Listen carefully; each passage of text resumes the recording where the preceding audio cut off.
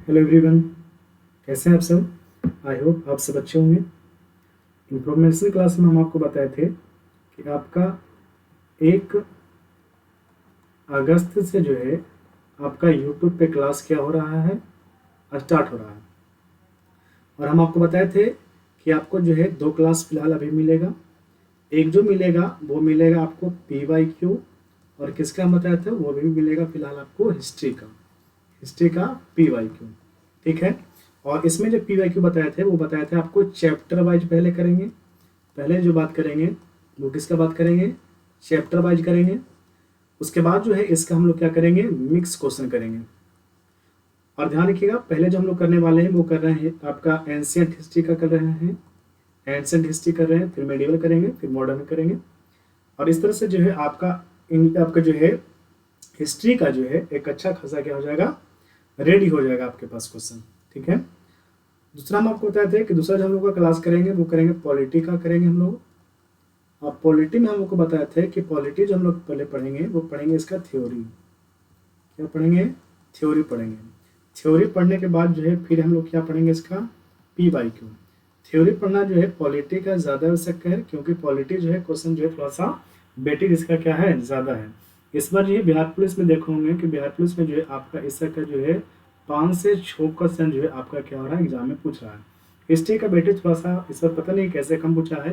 कुछ बच्चों ने बोला कि मेरा मैंने पूछा ही नहीं, कुछ बोला कि मेरा ये वो है, तो कोई बोला बुद्धू वो है ना। तो इस तरह से है। तो इनका फिलहाल जो है हम लोग सिर्फ क्या करेंगे, चैप्टर वाइज पहले पढ़ लेंगे। और चैप्टर वाइज पढ़ लेंगे तो अच्छा खासा हमारा वहाँ से भी थ्योरी हो जाएगा, इसका बन जाएगा। ठीक है।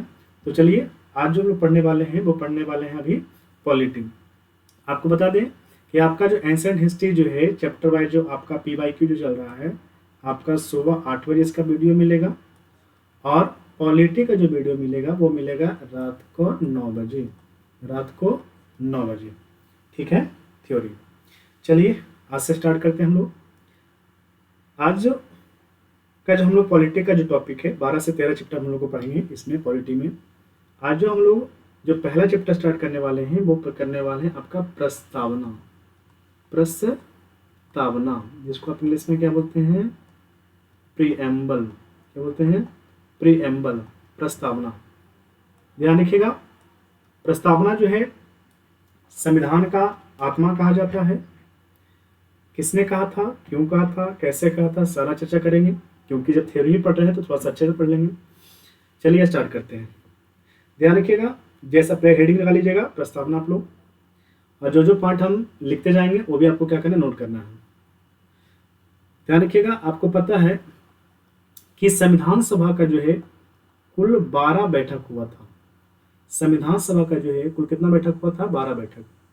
जिसमें जो है पहला जो बैठक हुआ था, पहला संविधान सभा का जो है जो प्रथम बैठक हुआ है, जो आपका प्रथम जो बैठक हुआ था वो हुआ था 9 दिसंबर 9 दिसंबर से लेकर 23 दिसंबर 1946। 23 दिसंबर 1946। और इसी दौरान जो है एक डेट आता है, इसी दौरान जो है एक डेट आता है, वो डेट आता है आपका 13 दिसंबर। 13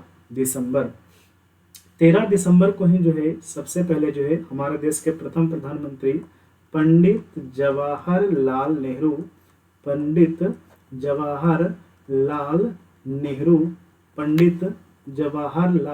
नेहरू के द्वारा जो है संविधान सभा के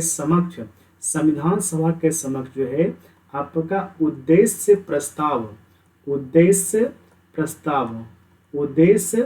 प्रस्ताव जो है क्या किया गया था, पेश किया गया था। उद्देश्य प्रस्ताव क्या किया गया था, पेश किया गया। अब ये उद्देश्य प्रस्ताव क्या है, तो ध्यान रखिएगा, ये उद्देश्य प्रस्ताव ही जो है बाद में हमारा क्या बना है, प्रस्तावना बना है। ये जो उद्देश्य प्रस्ताव है यही बाद में हमारा क्या बना है, प्रस्तावना बना है। तो ऐसा मानिए कि उसको प्रस्तावना नहीं बोलकर उसमें उद्देश्य प्रस्ताव बोले थे। ठीक है। तो जवाहरलाल नेहरू के द्वारा जो है 13 दिसंबर को जो है आपका संविधान सभा के समक्ष जो है क्या पेश किया गया था, उद्देश्य प्रस्ताव पेश किया गया। लेकिन आपका प्रथम बैठक के दौरान जो है उद्देश्य प्रस्ताव को स्वीकार नहीं किया गया। लेकिन यही जो है जब संविधान सभा का जो है आपका द्वितीय बैठक हुआ था, ठीक है, जब आपका जो है द्वितीय बैठक हुआ था, और ध्यान रखिएगा द्वितीय बैठक जो आपका हुआ था वो हुआ था आपका 20 जनवरी से लेकर आपका 25 जनवरी 1947 में, ठीक है। सेकंड बैठक जो आपका हुआ था, कुल 12 बैठक हुआ, जिसमें सेकंड बैठक जो हुआ था वो हुआ था 20 जनवरी से लेकर 25 जनवरी 1947 में हुआ था। ध्यान रखिएगा इसी बीच में जो है एक डेट आता है, वो आता है आपका 22 जनवरी। 22 जनवरी को जो है संविधान सभा के द्वारा जो है आपका संविधान सभा के द्वारा जो है संविधान सभा के द्वारा जो है इस उद्देश्य प्रस्ताव को क्या कर लिया गया, इस उद्देश्य प्रस्ताव को क्या कर लिया गया, स्वीकार कर लिया गया। इस उद्देश्य प्रस्ताव को क्या कर लिया गया, स्वीकार कर लिया गया। और स्वीकार करने के बाद जो है यही हमारा क्या बना है, प्रस्तावना बना है। तो यहाँ से प्रश्न दोनों पूछा हुआ है। पहला प्रश्न तो आपसे ये पूछेगा कि आपका संविधान सभा के किस बैठक के दौरान जो है उद्देश्य प्रस्ताव को पेश किया गया था, तो प्रथम बैठक के दौरान। और आपका किस बैठक के दौरान जो है आपका संविधान सभा को जो है स्वीकार किया गया था, तो वो स्वीकार किया गया था आपका द्वितीय बैठक के दौरान। डेट यदि पूछ ले तो कब स्वीकार किया गया था, 22 जनवरी 1947 को। कब पेश किया गया था, तो 13 दिसंबर 1946 को। 13 दिसंबर 1946 को। यहाँ कितना जाएगा, 22 जनवरी 1947, ठीक है। इतना बात। चलिए नेक्स्ट चलते हैं। ध्यान रखिएगा आपको पता है कि हमारा जो संविधान है, यानी भारतीय जो संविधान है, भारत का जो संविधान है, भारत का जो संविधान है, इसे जो है उधारों का संविधान कहा जाता है। इसे जो है उधारों का क्या बोला जाता है, संविधान। इसे जो है उधारों का संविधान बोला जाता है। उधारों का संविधान क्यों बोला जाता है, उधार क्या लिए हैं, हाँ भाई सब उधार लिए हैं। उधार क्या लिए हैं, तो ध्यान रखिएगा हमारे संविधान में, यानी भारत के संविधान में जो है लगभग 60 देशों से जो है कुछ ना कुछ नियम कानून क्या है, लिया गया है। जैसे आपसे पूछ देगा कि आप हमको बताइए कि भारतीय संविधान में जो है आपका संशोधन करने का प्रक्रिया कहाँ से लिया गया है, वो लिया गया दक्षिण अफ्रीका से। और किस आपका अनुच्छेद के तहत करते हैं, तो वो करते हैं आपका 368 के तहत।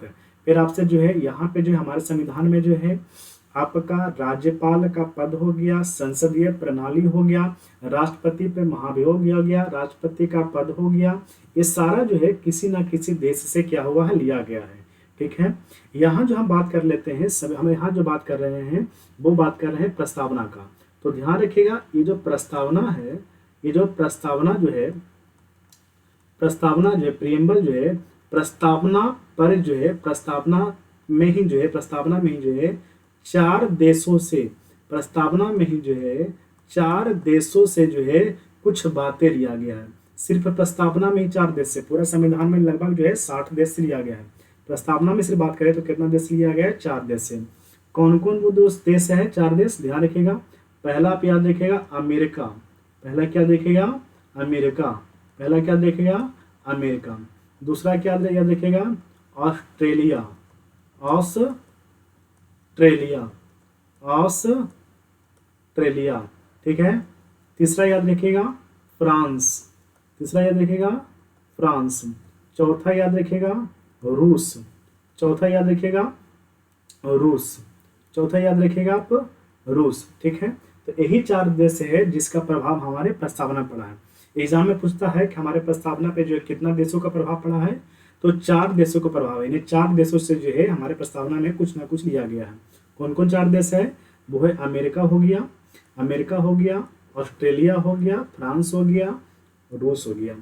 अमेरिका से क्या लिया गया है, तो ध्यान रखिएगा कहा जाता है कि अमेरिका, ये जो अमेरिका है, ये अमेरिका जो है विश्व का प्रथम ऐसा देश है, विश्व का जो है प्रथम ऐसा देश है, प्रथम देश है जो अपने संविधान में संविधान में जो है अपने संविधान में अपने संविधान में जो है अपने संविधान में जो है प्रस्तावना को किसको प्रस्तावना को क्या किया था शामिल किया था प्रस्तावना को क्या किया था शामिल किया था प्रस्तावना को क्या किया था शामिल किया था है ना। और प्रस्तावना को सबसे पहले जो देश को शामिल किया था वो अमेरिका किया था और अमेरिका को देखकर ही जो है अमेरिका का अनुसरण करके ही जो है भारत भी जो है अपने संविधान में क्या किसको शामिल कर लिया है प्रस्तावना को शामिल किया। इस प्रकार जो है अमेरिका का जो है हमारे प्रस्तावना पे क्या है प्रभाव है क्योंकि सबसे पहले जो है अमेरिका जो है अपने संविधान में प्रस्तावना को शामिल किया गया और तब जो है भारत भी जो इसी चीज को देखकर जो है अपनी प्रस्तावना में इसको क्या किया है अपने संविधान में इसको प्रस्तावना को क्या किया है शामिल किया है। ठीक है। दूसरा है ऑस्ट्रेलिया। ऑस्ट्रेलिया से क्या लिया गया है ध्यान रखिएगा प्रस्तावना की भाषा प्रस्तावना की जो भाषा है प्रस्तावना की भाषा लिया गया है प्रस्तावना की भाषा या परिभाषा बोल सकते हैं परिभाषा इससे क्या लिया गया प्रस्तावना की परिभाषा। परिभाषा क्या है आप यदि प्रस्तावना जानते होंगे तो आपको पता होगा प्रस्तावना शुरू होता है हम भारत के लोग भारत को संप्रभुत्व संपन्न।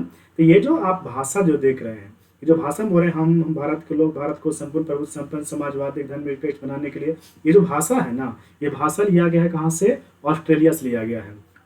ठीक है। चलिए फ्रांस की बात कर लेते हैं। आपको पता है कि जो फ्रांस का क्रांति हुआ था कब हुआ था 1789 से लेकर 99 ईस्वी तक। ठीक है 1789 से लेकर 1799 तक फ्रांस की जो क्रांति हुआ था। और जानते हैं जब फ्रांस की जो क्रांति हो रहा था तो यहाँ के जो स्वतंत्रता सेनानी थे वो पहली बार जो है इसी स्वतंत्रता में है ना फ्रांस की क्रांति में जो फ्रांस की स्वतंत्रता में जो है पहली बार जो है आपका समानता और बंधुत्व का नारा दिया गया था। सॉरी स्वतंत्रता समानता 3 शब्द यहाँ पहली बार जो है आपका स्वतंत्रता समानता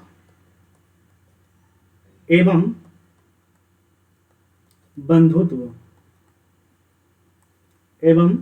बंधुत्व का नारा दिया गया था। क्या दिया गया था नारा दिया गया था है ना। फ्रांस का जो आपका क्रांति है फ्रांस की क्रांति में ही जो है फ्रांसीसी क्रांति में जो है सबसे पहले जो है स्वतंत्रता शब्द को याद रखिएगा स्वतंत्रता समानता एवं बंधुत्व का क्या दिया गया था नारा दिया गया था। और यदि आपको संविधान अपना प्रस्तावना याद है भारत का प्रस्तावना याद है तो उसमें जो आपको शब्द मिलेगा स्वतंत्रता समानता और बंधुत्व क्योंकि हमारे प्रस्तावना में जो है स्वतंत्रता समानता और बंधुत्व जो है हमारा फ्रांस की क्रांति से ही लिया गया। फ्रांस की क्रांति जो सबसे पहले बोला था फ्रांस से ही लिया गया है। इसी को ध्यान रखिएगा। इसी कारण जो है फ्रांस का जो प्रभाव हमारे प्रस्तावना पर है। आगे पूछेगा कितने प्रकार का स्वतंत्रता है कितने प्रकार का समानता है और कितने प्रकार का बंधुत्व है आगे चर्चा करेंगे। ठीक है। चलिए आगे बात कर लेते हैं रूस का। किसका बात कर लेते हैं रूस का ध्यान रखिएगा। अच्छा बता भी देते हैं कि कितने प्रकार का बंधुत्व है ध्यान रखिएगा।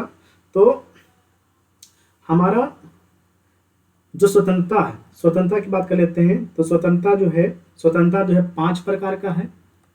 स्वतंत्रता हम लोग को कितने प्रकार का है हमारे प्रस्तावना जो स्वतंत्रता जो है हमारे प्रस्तावना में जो हमको स्वतंत्रता जो कितने प्रकार का दिया गया है 5 प्रकार का। कितने प्रकार का 5 प्रकार का स्वतंत्र दिया गया। कौन को स्वतंत्र दिया गया है अब याद होगा तो याद हो जाएगा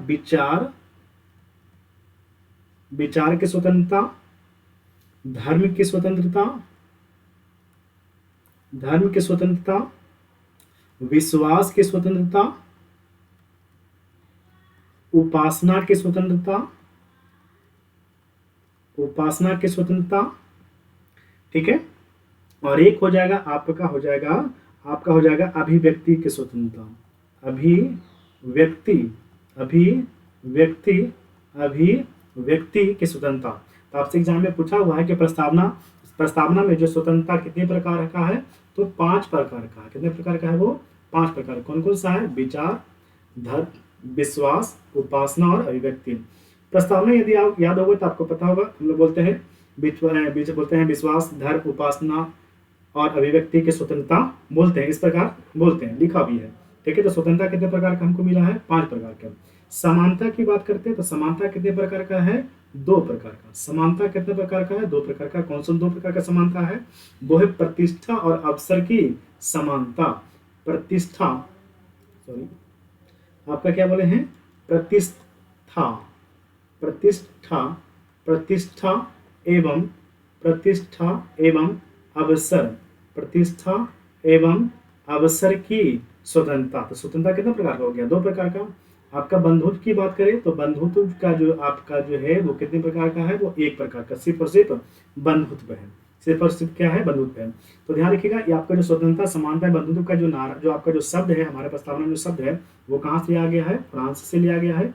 प्रस्तावना में स्वतंत्रता वो कितने प्रकार का है? 5 प्रकार की स्वतंत्रता: विचार, धर्म, विश्वास, विश्वास, उपासना और अभिव्यक्ति। समानता कितने प्रकार का? 2 प्रकार का। प्रतिष्ठा और अवसर की अवसर की समानता है। बंधुत्व कितने प्रकार का है? 1 प्रकार का। ठीक है, आगे बात कर लेते हैं कि रूस से कैसे प्रभावित हमारा। तो आपको पता है कि रूस का जो क्रांति हुआ था वो क्रांति हुआ था 1917 में। कब हुआ था जाके? 1917 में। 1917 ईस्वी में जो है, 1917 ईस्वी में जो है आपका जो रूस का क्रांति हुआ था, इस क्रांति के दौरान जो है सामाजिक, आपका आर्थिक और राजनीतिक न्याय का क्या दिया गया था? नारा दिया गया था।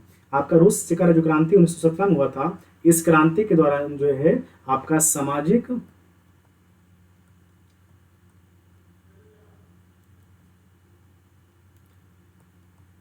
लिखते जाइएगा सब, सामाजिक, आर्थिक और राजनीतिक, और राजनीतिक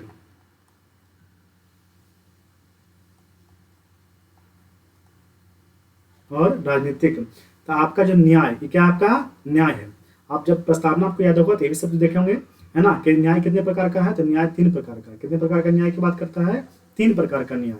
न्याय यहाँ से लिया गया है, न्याय लिया गया है। कितने प्रकार का न्याय है? 3 प्रकार का। सामाजिक न्याय, आर्थिक न्याय और राजनीतिक न्याय। ठीक है, तो आपको पता होगा कि अमेरिका से कैसे प्रभावित है। प्रथम देश जो अमेरिका ही है जो अपने संविधान में किसको शामिल किया था? प्रस्तावना को शामिल किया था। और इसी को देखते हुए, अमेरिका को देखते हुए जो भारत में क्या क्या अपने संविधान में प्रस्तावना को क्या किया गया है? शामिल किया है। ऑस्ट्रेलिया से कैसे प्रभावित है? तो प्रस्तावना की भाषा, प्रस्तावना की भाषा, जो हम लोग भाषा बोलते हैं, हम लोग जो भाषा बोलते हैं, हम भारत के लोग भारत को एक संपूर्ण प्रभुत्व संपन्न समाजवादी जो शब्द बोलते हैं, ये जो शब्द है ना, ये जो शब्द है वो कहाँ से आ गया? ऑस्ट्रेलिया से आ गया है। फ्रांस की बात कर ले तो फ्रांस का जो क्रांति हुआ था 1799 में हुआ था। इसी क्रांति में जो है पहली बार फ्रांस की क्रांति में सबसे पहली बार जो है स्वतंत्रता, समानता एवं बंधुत्व का क्या दिया गया था? नारा दिया गया था। ठीक है, प्रस्तावना में कितने प्रकार का स्वतंत्रता के बारे में चर्चा किया गया? 5 प्रकार का। विचार, धर्म, विश्वास, उपासना और अभिव्यक्ति की स्वतंत्रता है। समानता कितने प्रकार का है? 2 प्रकार का। प्रतिष्ठा एवं अवसर की समानता है। बंधुत्व कितने प्रकार का है? 1 प्रकार का। कितने प्रकार का? 1 प्रकार का। जितना भी पॉइंट है सारा इंपॉर्टेंट है, सारे एग्जाम में पूछा हुआ है। ठीक है, रूस से कैसे प्रभावित है? जब आपका जो 1917 ईस्वी में जो है रूस का क्रांति हुआ था, इसमें जो है न्याय, आपका सामाजिक, आर्थिक और राजनीतिक न्याय का क्या किया गया है? चर्चा किया गया है। सामाजिक, आर्थिक और राजनीतिक न्याय का क्या है? चर्चा है। तो न्याय कितने प्रकार का? 3 प्रकार का। कहाँ से लिया गया है? रूस की क्रांति से। और इसी क्रांति से प्रभावित होकर ये तीनों शब्द को जो हमारे प्रस्तावना में किया गया है? शामिल किया गया है। ठीक है, इसी कारण हम कहते हैं कि हमारे देश पे जो कितने देशों को प्रभाव है, सॉरी हमारे संविधान पे जो है, हमारे संविधान पे जो कितने देशों का जो आपका प्रभाव है? तो 4 देशों का। ठीक है, आगे चर्चा करते हैं। अब जो है हुआ क्या? अब यहां से विवाद उठा प्रस्तावना में संशोधन को लेकर। प्रस्तावना में किसको लेकर? संशोधन को लेकर, कि क्या प्रस्तावना में हम संशोधन कर सकते हैं? क्या प्रस्तावना में जो है हम संशोधन कर सकते हैं? ठीक है, तो संसद को आपको पता है कि आपको जो संविधान में जो है संशोधन करने का अधिकार किसके पास होता है? संसद के पास होता है। आपका संविधान में जो है संशोधन करने का अधिकार किसके पास होता है? तो वो होता है आपका संसद के पास। किसके पास? संसद के पास होता है। अब हुआ क्या? एक विवाद है, एक केस गया था कोर्ट में, उसको बोलते हैं बेरूबाड़ी वाद। लिखते जाइएगा इसको भी। आपका एक केस है जिसका नाम है बेरूबाड़ी वाद। बेरूबाड़ी,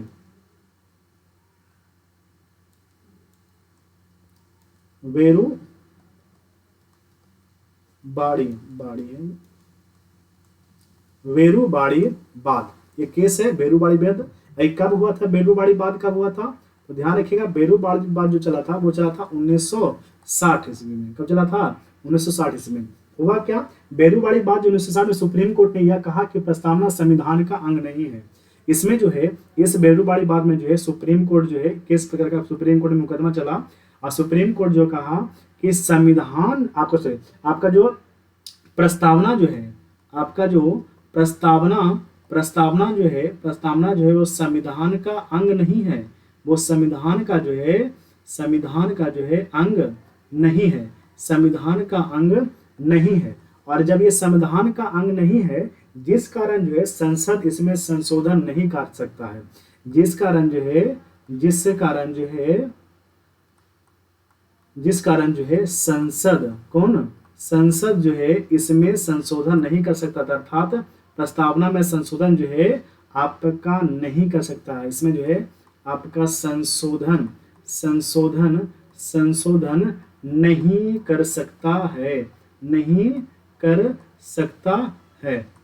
कर सकता है। इस बात को ध्यान रखिएगा। हमको फिर आपको बता रहे हैं कि आपको प्रस्तावना में से संविधान में संशोधन करने का अधिकार किसके पास होता है? संसद के पास होता है।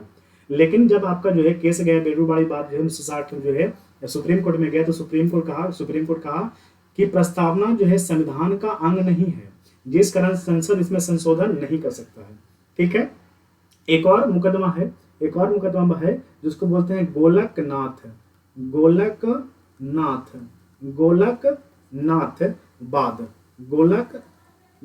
वाद।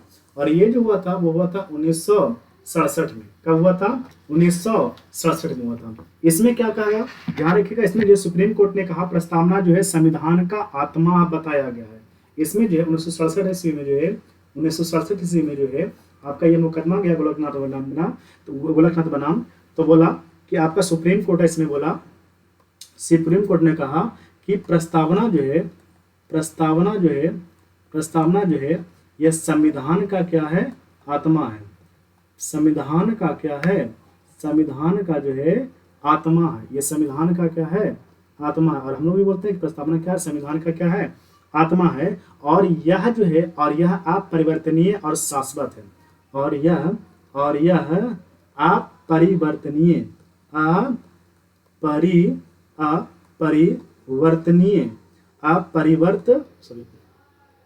एक मिनट रुकिए।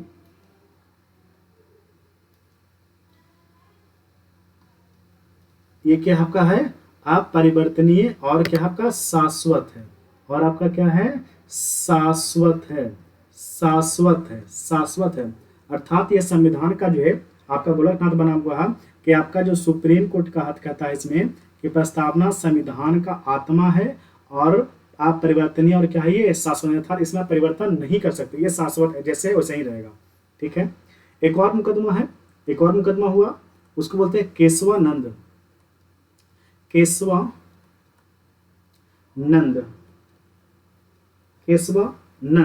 वर्सेस केरल। ये केरल में हुआ था, है ना?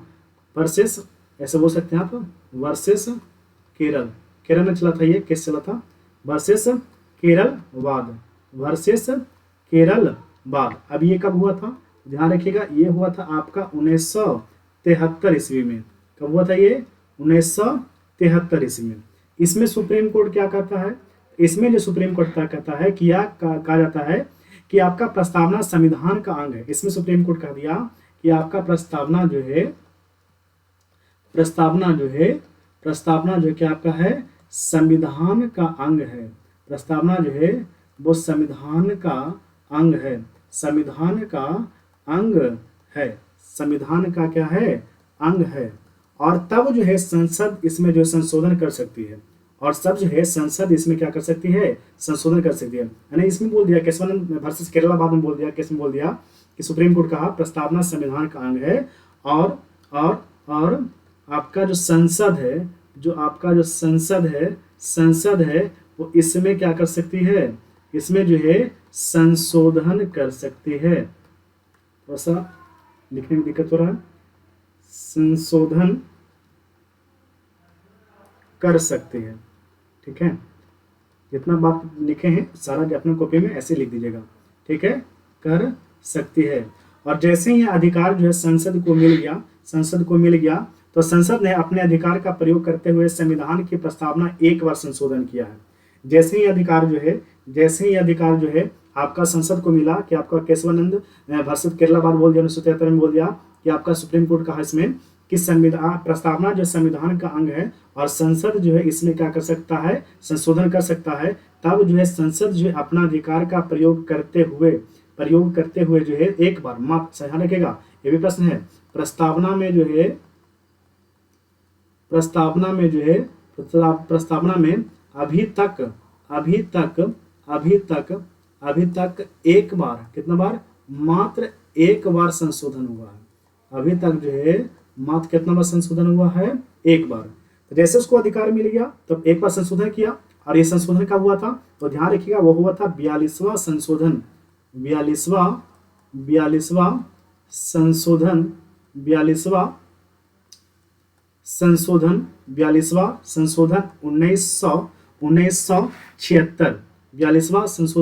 1976 के तहत जो है 1976 के तहत जो है इसमें जो है आपका 3 शब्द जोड़ा गया था। आपका प्रस्तावना में जो कितना शब्द जोड़ा गया था, 3 शब्द को क्या किया गया था, 3 शब्द को जो है जोड़ा गया था।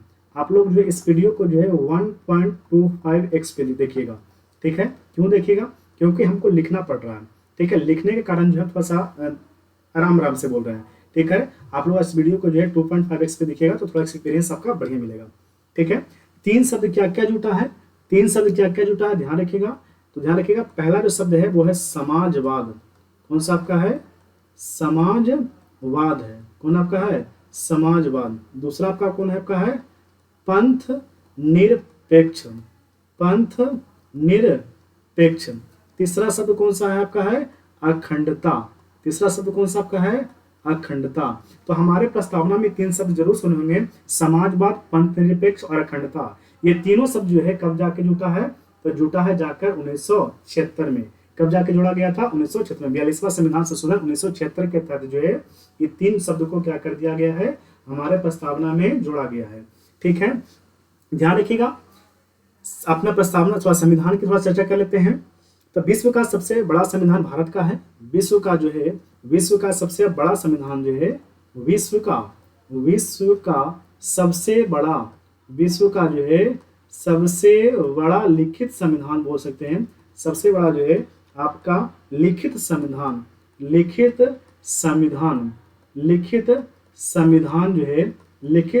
जो है वो किसका है, तो वो है भारत का। किसका है, भारत का। ध्यान रखिएगा इसमें पता है कितना शब्द है, शब्दों की यदि संख्या आप सब कुछ दे इसमें कितना शब्द है, तो ध्यान रखिएगा इसमें शब्दों की जो संख्या है, इसमें जो आपका शब्दों की जो संख्या है वो है आपका 1,46,385। 1,46,385 शब्द है हमारे संविधान में, ठीक है। अब बात करते हैं, थोड़ा छोटा भी बात कर लेते हैं कि विश्व का सबसे छोटा संविधान, बड़ा का लिए तो छोटा भी देख लेते हैं। ध्यान रखिएगा विश्व का सबसे छोटा संविधान, विश्व का सबसे आपका जो छोटा संविधान है, सबसे छोटा जो सबका जो संविधान है वो किसका है, तो वो है आपका मोनाको। किस देश का है, मोनाको का। किस देश का है, मोनाको देश का है। इसमें शब्दों की संख्या देख लेते हैं, इसमें शब्दों की संख्या कितना है, तो इसमें शब्दों की संख्या मात्र है 3814 शब्द। कितना शब्द का ये, 3814 शब्द का। आर्टिकल देख लेते हैं, इसमें जानते हैं 3814 शब्द में जो है मात्र 96 आर्टिकल है। कितना आर्टिकल है, आपका मात्र 96 आर्टिकल है। और आपको पता है कि जब हमारा संविधान बना था उसी समय हमारा कितना आपका आर्टिकल था, 395।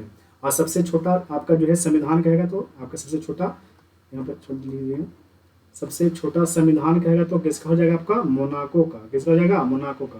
कितना शब्द है, 3814 शब्द। कितना आर्टिकल है, तो 96 आर्टिकल था, ठीक है। चलिए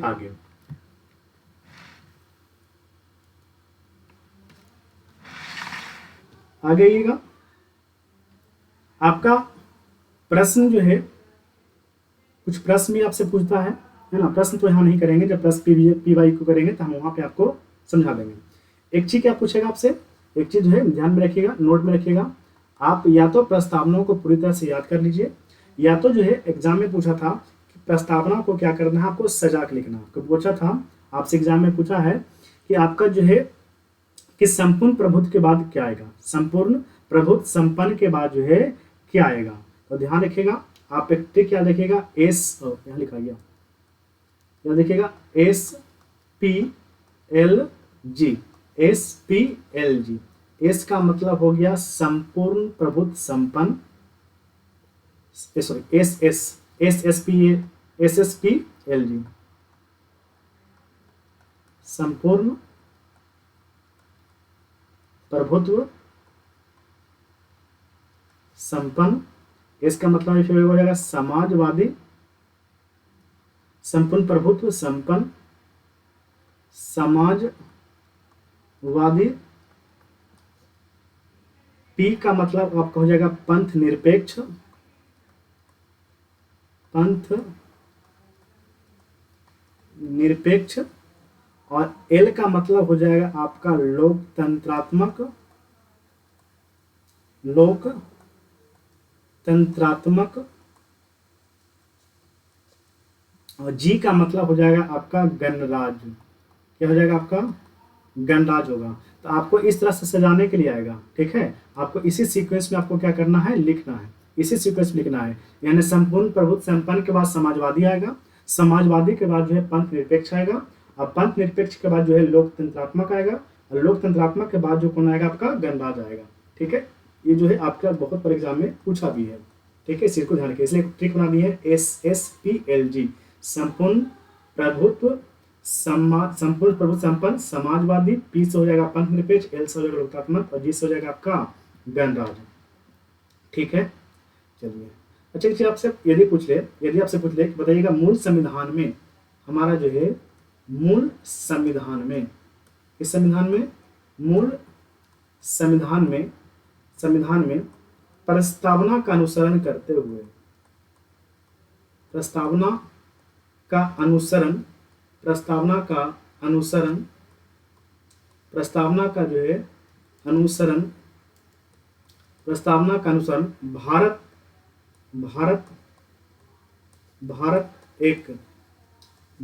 एक कैसा है, संपूर्ण प्रभुत्व संपन्न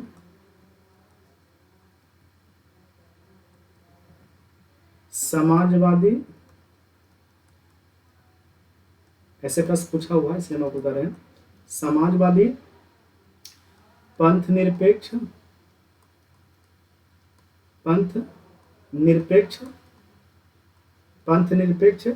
लोकतंत्रात्मक गणराज, लोकतंत्रात्मक गणराज, लोकतंत्रात्मक गणराज। ये प्रश्न पूछा हुआ है कि मूल संविधान में प्रस्तावना का अनुसरण जो भारत कैसा करता है, तो एक संपूर्ण प्रभुत्व संपन्न समाजवादी, एक संपूर्ण संबंध समाजवादी पंथ निरपेक्ष लोकतंत्र गणराज। क्या ये सही है, क्या ये सही है? तो ये सही नहीं है, ये सही नहीं है। कैसे सही नहीं है? यहाँ बोल रहा है मूल संविधान में, क्या बोल रहा है, मूल संविधान में। आपको पता होना चाहिए कि हमारा जो संविधान, हमारा संविधान जो अपनाया गया था संविधान सभा के द्वारा जो है, संविधान सभा के द्वारा जो है, हमारा जो संविधान सभा के द्वारा जो है हमारा संविधान अपनाया गया था, संविधान अपनाया गया था, संविधान अपनाया गया था। कब गया था? तो वो गया था आपका 26 नवंबर 1949। 26 नवंबर 1949 हमारा जो संविधान है, संविधान सभा ने कब अपनाया था? तो 26 नवंबर 1949 को क्या गया था? अपनाया था।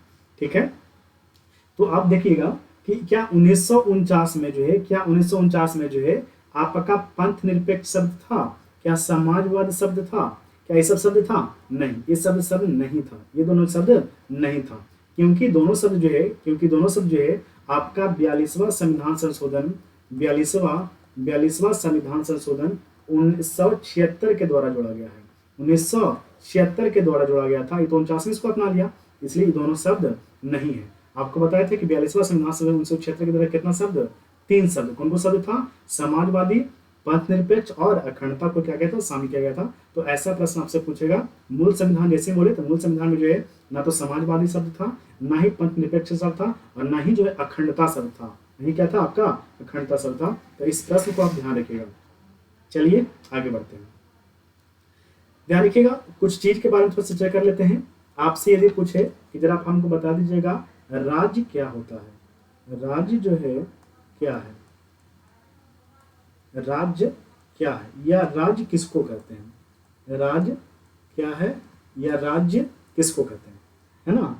तो ध्यान रखिएगा, यदि आपसे से रहे तो ध्यान रखिएगा जिसका क्या हो, अपना क्षेत्रफल हो, जिसका अपना क्या हो, क्षेत्रफल हो, जिसका अपना क्या हो, क्षेत्रफल हो, है ना, जिसका अपना क्या हो, जनसंख्या क्या हो, उसका क्या हो, जनसंख्या हो, उसका क्या हो, जनसंख्या हो। और क्या ध्यान रखिएगा, उसका अपना क्या हो, सरकार हो, उसका अपना क्या हो, सरकार हो। और वो जो राज्य है, वो जो राज्य है वो क्या रहे, वो क्या हो, संपूर्ण प्रभुत्व संपन्न, संपूर्ण पूर्ण प्रभुत्व, संपूर्ण प्रभुत्व संपन्न, संपूर्ण प्रभुत्व क्या रहे, वो संपन्न रहे, क्या रहे, वो संपन्न रहे। अच्छा, इसका शब्द समझिएगा, संपूर्ण प्रभुत्व संपन्न का मतलब होता है, तो ध्यान रखिएगा, संपूर्ण प्रभुत्व संपन्न का मतलब होता है कि वो राज्य जो है अपने आप पे क्या है, डिपेंड है। वो राज्य जो है क्या हो, अपने आप पे क्या है, वो डिपेंड है, किसी दूसरे पे डिपेंड नहीं है। ऐसा नहीं है कि बिहार राज्य में जो है, बिहार राज्य जो है में कोई काम करना है, जैसे शराब जो बंदी करना था बिहार राज्य में, ऐसे थोड़ी है कि आपका जो झारखंड राज्य वाला मना किया हो, कि झारखंड राज्य वाला बोला कि नहीं आप जो है बिहार राज्य में जो है आप इसको बंद नहीं कर सकते हैं, नहीं। क्योंकि आपका जो बिहार जो अपने आप में क्या है, संपूर्ण प्रभुत्व संपन्न है। संपूर्ण प्रभुत्व संपन्न का एक शब्द बोले कि जिसपे जो है बाह्य हस्तक्षेप ना हो, बाह्य हस्तक्षेप ना हो, मतलब बाहर के जो अधिकार इसमें ना हो। हाँ, ना इसे बोले कि भाई ये चीज आप नहीं करिए, ये चीज काम करिए, ऐसा चीज जो है इसमें नहीं होना चाहिए। ठीक है, वो कहलाता है आपका संपूर्ण प्रभुत्व संपन्न कहलाता है। ठीक है, आगे बात कर लेते हैं, आगे बात कर लेते हैं। आगे क्या है, तो एक प्रश्न आपसे पूछेगा कि आप जरा बताइएगा हमको कि गणराज्य क्या होता है। गणराज्य, क्योंकि सिर्फ शब्द समझना जरूरी है, सबसे पूछता है गणराज्य, गणराज्य जो है, गणराज्य क्या है, गणराज्य क्या है। तो ध्यान रखिएगा, गणराज्य किसको कहेंगे, तो गणराज्य किसको कहेंगे, तो वैसा देश, वैसा देश, वैसा देश जहाँ जो है, जहाँ राष्ट्राध्यक्ष होते हैं, है ना, या वैसा देश या वैसा राष्ट्र, देश को राष्ट्र बोल सकते हैं, वैसा देश या वैसा राष्ट्र जहाँ जहाँ जहाँ क्या हो, जहाँ राष्ट्राध्यक्ष हो, जहाँ क्या हो, राष्ट्राध्यक्ष हो, है ना। जैसा हमारे देश का राष्ट्राध्यक्ष कौन है, राष्ट्रपति है। कौन आपका है, राष्ट्रपति। भारत का जो राष्ट्राध्यक्ष कौन होते हैं, राष्ट्रपति है। कौन है, राष्ट्रपति। तो जैसा भारत एक गणराज्य है, क्योंकि भारत के क्या होता है, राष्ट्रपति, तो भारत एक प्रकार का क्या है, गणराज्य है। भारत एक प्रकार का क्या है, गणराज्य है, क्योंकि भारत का क्या है, राष्ट्राध्यक्ष है। अब भारत का राष्ट्राध्यक्ष पता है कौन है, वो है प्रेसिडेंट। कौन है, प्रेसिडेंट। कौन है आपका, प्रेसिडेंट। तो जिसका अपना राष्ट्राध्यक्ष वो क्या कहलाएगा, आपका गणराज्य कहलाएगा। ठीक है, नेक्स्ट आइएगा, लोकतंत्रात्मक शब्द है, एक शब्द समझिएगा, लोकतंत्र, या इसको क्या बोल सकते हैं आप, प्रजातंत्र। लोकतंत्र या प्रजातंत्र, इसी को इंग्लिश में क्या बोलते हैं, डेमोक्रेसी। डेमोक्रेसी, इसी को इंग्लिश में क्या बोलते हैं, डेमोक्रेसी बोलते हैं। डेमोक्रेसी की चर्चा करते हैं, ध्यान रखिएगा, डेमोक्रेसी दो शब्द से बना हुआ है। एक होता है डेमोस, क्या होता है आपका, डेमोस, और एक जो आपका बना हुआ है वो बना हुआ आपका क्रेसिया से। किससे बना हुआ, आपका बना हुआ है आपका क्रेसिया से। डेमोस का अर्थ होता है लोग, डेमोस का अर्थ होता है लोग, और क्रेसिया का अर्थ होता है शासन। क्या होता है, शासन। जहाँ क्या हो, लोगों का क्या हो, शासन हो, जहाँ लोगों का क्या हो, शासन हो, वही क्या कहलाता है, लोकतंत्र, या क्या कहलाता है आपका, प्रजातंत्र कहलाता है। आप बताइएगा, भारत जो है लोकतंत्र है, बिल्कुल है। भारत में लोगों का शासन, हम ही लोग जो वोट देते हैं तब क्या करते हैं, आगे जो है हमारा राष्ट्राध्यक्ष होते हैं, नियुक्त होते हैं। ठीक है, तो भारत क्या है, लोकतंत्रात्मक राज्य है। ठीक है, ध्यान रखिएगा, आपका जो ये जो डेमोक्रेसी है, ये जो डेमोक्रेसी है, दो प्रकार का होता है। डेमोक्रेसी की बात करें तो डेमोक्रेसी कितने प्रकार का होता है, दो प्रकार का। कौन कौन सा होता है, एक होता है आपका डायरेक्ट डेमोक्रेसी, एक होता है आपका डायरेक्ट डेमोक्रेसी, एक होता है आपका डायरेक्ट डेमोक्रेसी और एक होता है आपका इनडायरेक्ट डेमोक्रेसी। एक होता है आपका इनडायरेक्ट डेमोक्रेसी, इनडायरेक्ट डेमोक्रेसी, एक होता है डायरेक्ट डेमोक्रेसी और एक होता है आपका इनडायरेक्ट डेमोक्रेसी। डायरेक्ट डेमोक्रेसी और इनडायरेक्ट डेमोक्रेसी में अंतर क्या है, ध्यान रखिएगा। वैसा शासन प्रणाली जिसमें शक्ति का अंतिम, सॉरी ध्यान रखिएगा, तो हो जाएगा आपका लोकतंत्र, डेमोक्रेसी हो गया। ध्यान रखिएगा आपका जो इसको हिंदी में क्या बोलेंगे, इसको बोलेंगे प्रत्यक्ष लोकतंत्र, इसको क्या बोलेंगे अप्रत्यक्ष लोकतंत्र। आपका प्रत्यक्ष लोकतंत्र क्या होता है, तो प्रत्यक्ष लोकतंत्र किसको कहते हैं, तो वैसा शासन प्रणाली, वैसा शासन प्रणाली जिसमें कानून बनाना का निर्माण, कानून बनाने का निर्माण और शासन प्रशासन में जो है आम जनता जो है आपका प्रत्यक्ष रूप से क्या करता हो, भागीदारी लेता हो, है ना। जहाँ का कानून जो है, जहाँ का जो है कानून बनाने में, जहाँ का जो है कानून बनाने में आम जनता, कौन जनता, आम जनता जो है, आम जनता जो है आपका प्रत्यक्ष रूप से क्या लेता है, भाग लेता है।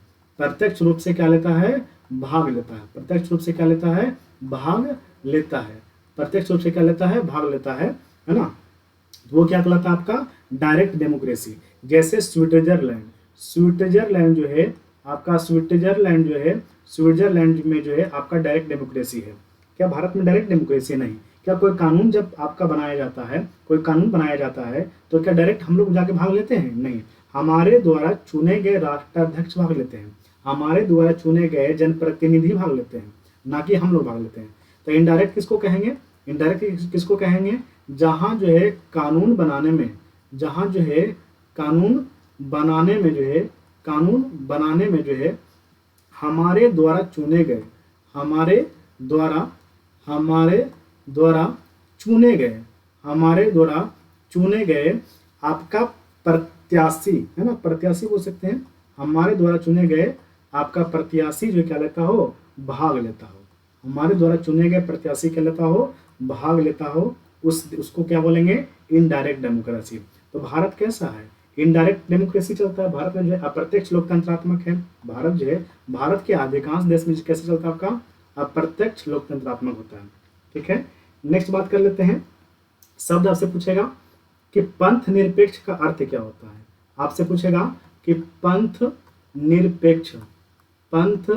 निरपेक्ष का अर्थ क्या होता है। तो ध्यान रखिएगा, पंथ निरपेक्ष वैसा राष्ट्र जहाँ की सरकार का अपना कोई धर्म ना हो, वैसा है ना, वैसा देश या वैसा राष्ट्र, वैसा देश या वैसा राष्ट्र जहाँ जो है सरकार का, जहाँ जो है सरकार का अपना कोई धर्म ना हो, जहाँ जो है अपना कोई जो है धर्म ना हो, अपना कोई जो है धर्म ना हो। क्या भारत में जो है क्या अपना कोई धर्म है, नहीं। भारत में सभी धर्म का मानता है, चाहे वो हिंदू हो, चाहे वो सिख हो, चाहे वो ईसाई हो, चाहे वो मुस्लिम हो, चाहे वो कोई भी हो। ठीक है, भारत में सभी धर्म को मानता है। यहाँ कोई अपना कोई धर्म नहीं है ना। यहाँ जो है भारत को अपना कोई धर्म नहीं है, जिस कारण जो ये क्या आपका है, पंथ निरपेक्ष है। क्या आपका है, ये पंथ निरपेक्ष है। ठीक है, अब बात कर लेते हैं समाजवाद का। किसका बात कर लेते हैं, समाजवाद का। किसका बात कर लेते हैं, समाजवाद शब्द का। समाजवाद शब्द क्या होता है, तो समाज एक विचारधारा है। इसका अर्थ जो है समानता का स्थापित करना होता है। ये जो है एक विचारधारा है, मन का क्या है, एक विचारधारा है, एक जो है विचारधारा है जिसका अर्थ होता है समानता स्थापित करना। इसका अर्थ क्या होता है, समाजवाद का अर्थ होता है समानता स्थापित करना, समानता स्थापित करना होता है। और भारत में क्या है, लोकतांत्रिक समाजवाद है। भारत आपका क्या है, भारत आपका क्या है, लोकतंत्रात्मक है ना। लोक क्या है का, लोकतांत्रिक समाजवाद है। भारत जो है आपका लोकतांत्रिक क्या है, समाजवाद है, समाजवाद है,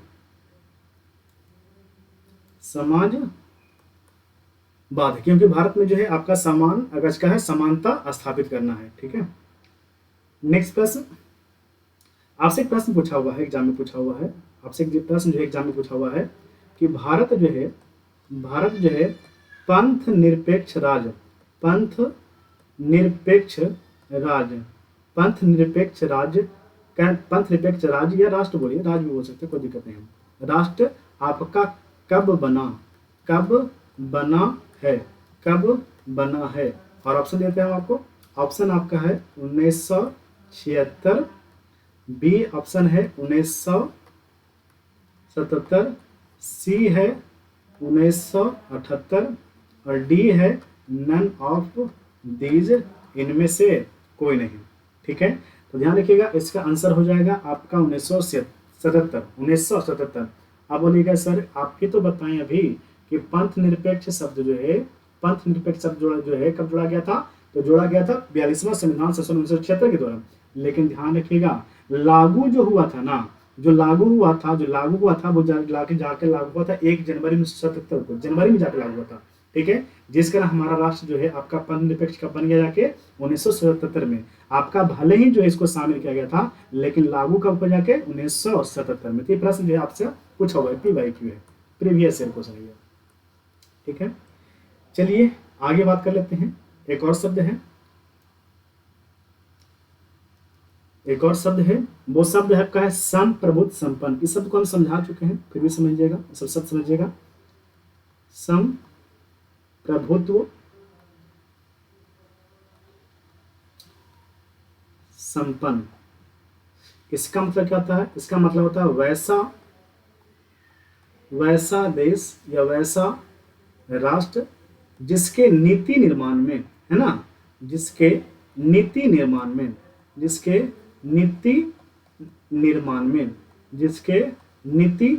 में किसी दूसरे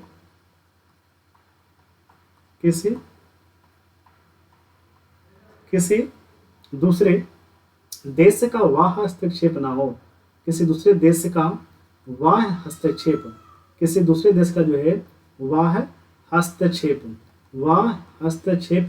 ना हो, है ना, वो देश क्या कहलाएगा, संप्रभुत्व संपन्न। पीछे तो आपको समझाए हैं, संप्रभुत्व संपन्न, है ना। इसका मतलब क्या होता है आपको, कि वैसा देश या वैसा राष्ट्र जिसके जो है बाहर जो क्या हो, जिसका बाहरी कोई हस्तक्षेप ना हो। ठीक है, चलिए आइए यहां समझाए होंगे आपको। नेक्स्ट आगे, और आपसे प्रश्न पूछेगा कि भारत जो है एक संप्रभुत्व संपन्न राष्ट्र कब बना है, राष्ट्र जो है कब बना है। तो ध्यान रखिएगा, भारत जो है एक संपूर्ण प्रभुत्व राष्ट्र जो बना है, वो बना जाके 22 जनवरी 1947 को, 22 जनवरी 1947 को जो है द्वितीय बैठक के दौरान जो है आपका जब सेकंड बैठक हुआ था, इसी दौरान जो है आपका उद्देश्य प्रस्तावना को क्या करके स्वीकार करके जो है इसको क्या कर लिया गया, शामिल किया गया था।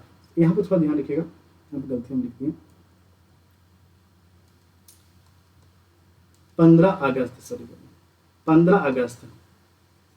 अगस्त 1947 को जो है हमारा क्या हो गया था, भारत क्या हो गया था, आज़ाद हो गया। जब हमारा भारत जो है 15 अगस्त 1947 को क्या हो गया, आज़ाद हो गया, तो हमारा देश क्या बन गया था, संप्रभुत्व संपन्न। क्योंकि इस पे जो है कोई नियम कानून जब अब बनता है तो क्या कोई देश बाहर जो है ब्रिटेन में जब शासन करते हैं, क्या ब्रिटेन वाला हस्तक्षेप है, नहीं। अब जो है हमारा देश क्या है, संपूर्ण प्रभुत्व संपन्न है।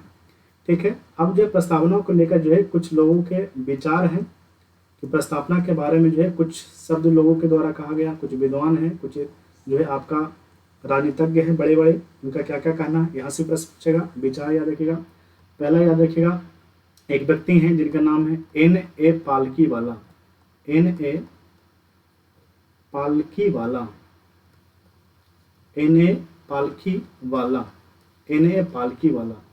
पालकीवाला आपका प्रस्तावना को लेकर क्या बोले थे, इन्होंने प्रस्तावना को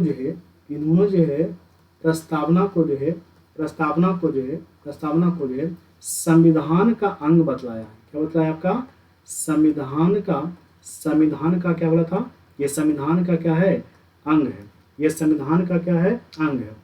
सॉरी, गलती है, संविधान का अंग इन्होंने नहीं करता। संविधान का जो है, संविधान का परिचय पत्र इन्होंने कहा था।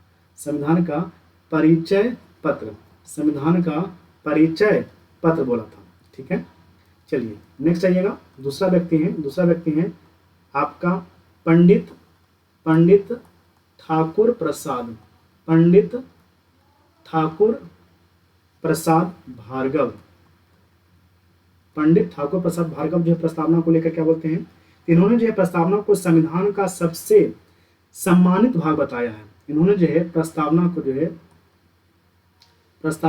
है संविधान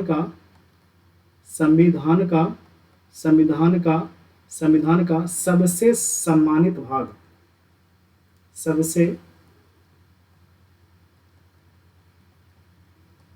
सम्मानित भाग बताया है। ठीक है, नेक्स्ट आइएगा।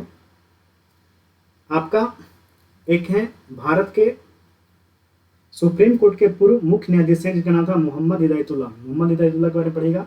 ये पहले ऐसे राष्ट्रपति हैं जो आपका चीफ जस्टिस के रूप में भी काम किए थे और जो है भारत के राष्ट्रपति के रूप में भी क्या किए थे, काम किए हैं। ठीक है, तो आपका जो है सुप्रीम कोर्ट के जो है ये पूर्व मुख्य न्यायाधीश चीफ जस्टिस थे, जिनका नाम था MD यानी मोहम्मद हिदायतुल्लाह। ठीक है, इन्होंने क्या कहा था, तो भारतीय संविधान की तुलना जो है अमेरिका के स्वतंत्रता की घोषणा से किया था। इन्होंने जो है भारतीय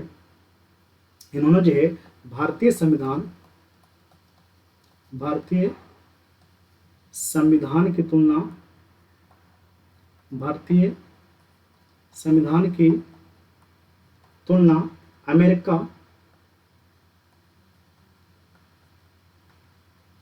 अमेरिका या अमेरिकी स्वतंत्रता के घोषणा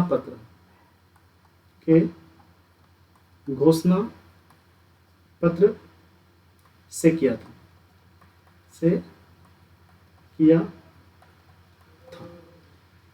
नेक्स्ट है, एक और है ब्रिटेन के जो है बहुत बड़े राजनीतिक विशेषज्ञ जिनका नाम है अर्नेस्ट वार्कर। अर्नेस्ट वार्कर जो है प्रस्तावना को जो संविधान का कुंजी नोट कहते हैं। उन्होंने जो है प्रस्तावना को जो है संविधान का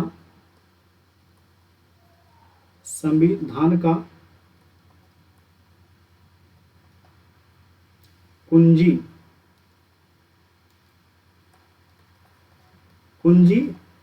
नोट कहे थे। ठीक है, एक मिनट। ठीक है, 19 बार का जो प्रस्तावना संविधान का क्या बोले थे, कुंजी नोट कहे थे। ठीक है, एक और विद्वान है, इस विद्वान का नाम याद रखिएगा। एक विद्वान है सर अलादी कृष्णन स्वामी अय्यर। सर अलादी कृष्णन स्वामी अय्यर कहता है, इन्होंने जो प्रस्तावना के बारे में कहा था कि प्रस्तावना हमारे दीर्घकालीन सपनों का विचार है।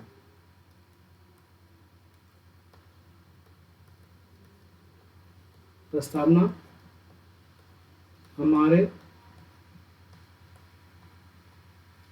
सपनों का दीर्घकालीन विचार है।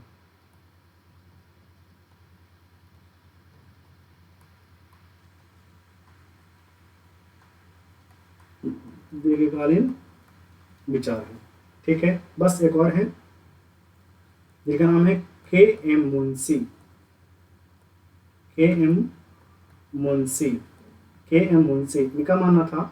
इनका कहना था कि आपका संप्रभुत्व लोकतंत्रात्मक गणराज्य का क्या भविष्य फल है। प्रस्तावना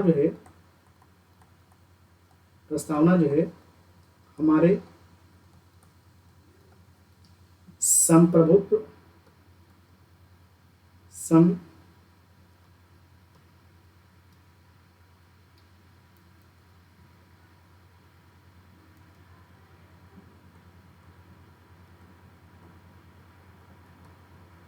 संप्रभु लोकतांत्रिक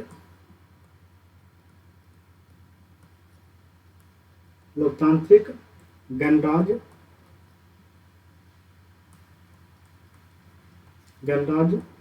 का भविष्य फल है, का भविष्य फल है, का भविष्य फल। ये सारा विद्वान का नाम है, ये सारा विद्वान का नाम है। कितना विद्वान का नाम बताएं हम आपको, कितना विद्वान का नाम बताएं? एक हो गया आपका एन पालिकी वाला, ठाकुर प्रसाद भार्गव। एक हो गया आपका, तीसरा हो गया आपका मोहम्मद हिदायतुल्ला। एक हो गए आपका अर्नेस्ट वारकर। एक हो गए आपका सर अलादी कृष्ण स्वामी अय्यर। और एक हो गए आपका के एम मुंशी। 6 विद्वान का जो है, 6 विद्वान का जो है हमारे प्रस्तावना के लिए क्या रहा है, विचार रहा है। इनके विचारों को क्या करिएगा, याद रखिएगा। ये भी जो है आपसे एग्जाम में क्या करेगा, पूछता है। ठीक है, तो यहीं से जो है हमारा प्रस्तावना टॉपिक क्या हो जाता है, समाप्त हो जाता है। जितना भी हम आपको टॉपिक पढ़ाए हैं, जितना भी आपको टॉपिक पढ़ाए हैं सब देखा जाता है आपको। आपका प्रस्तावना से जो है यहाँ से लेकर जो है आप सारा जो है कॉपी में क्या कर लीजिएगा, नोट डाउन कर लीजिएगा और इसको जो है एक बार पढ़ लीजिएगा। उसके बाद जो है जब हम इसका PYQ क्वेश्चन करेंगे आपको वहाँ पे जो है आंसर देने में क्या होगा, आसानी होगा। चलिए ठीक है, यहीं पर नेक्स्ट चैप्टर के साथ कल मिलेंगे। आपका जो अगला जो चैप्टर होगा वो होगा भारत का संविधान। क्या होगा आपका, भारत का संविधान होगा कि भारत के संविधान में क्या क्या पढ़ना है और संविधान का निर्माण कैसे हुआ है। ठीक है, यहीं से कल मिलते हैं। यदि आपको ये सेशन अच्छा लगा हो तो चैनल को जो है सब्सक्राइब कर लीजिएगा, लाइक कर दीजिएगा और अपने दोस्तों में क्या कर लीजिएगा, शेयर कर दीजिएगा। ठीक है, धन्यवाद।